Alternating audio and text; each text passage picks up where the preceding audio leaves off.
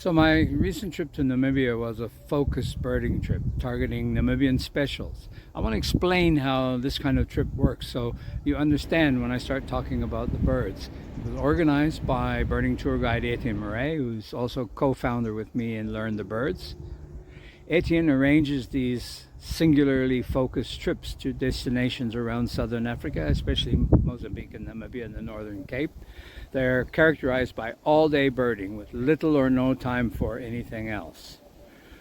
On this trip, there was Etienne in his vehicle with 3 guests and me in my own as a self-drive guest. We were joined by 2 others in Ruacana to look for the cave chat and the gray kestrel. Otherwise, we were just 5 guys. I had to forget leisurely sightseeing, stopping to examine trees, cultural detours, or even lingering over a second cup of coffee in the morning. The trip was laser focused on regional specials for Namibia, and it was a high stakes, high reward expedition defined by one single relentless imperative: find the birds and only the birds.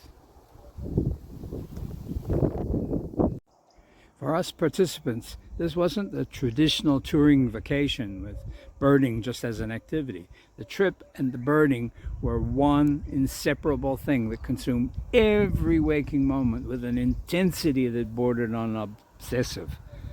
And that's how we like it, birders. The rhythm of the day was dictated solely by those birds with limited distribution in the region. Dawn wasn't just the time, it was the critical window when target species are most active. We got up every day before the first light, and with a strong cup of coffee in hand, we were already scanning the pre-dawn gloom as Etienne's guests piled into our 4x4 vehicles.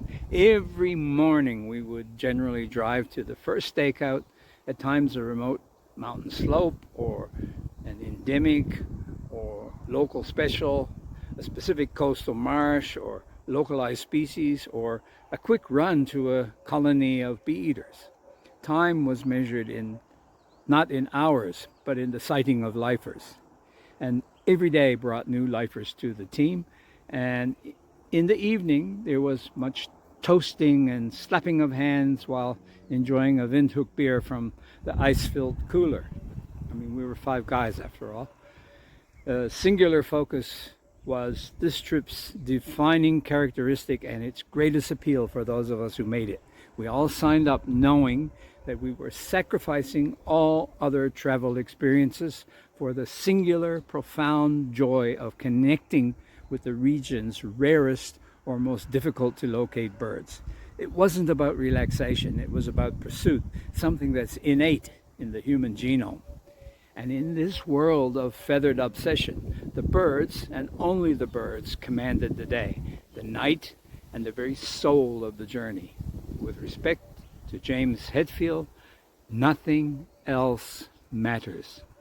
Hopefully, this now gives you a brief insight into the nature of the big-ass trip before I start talking about some of the birds that we saw.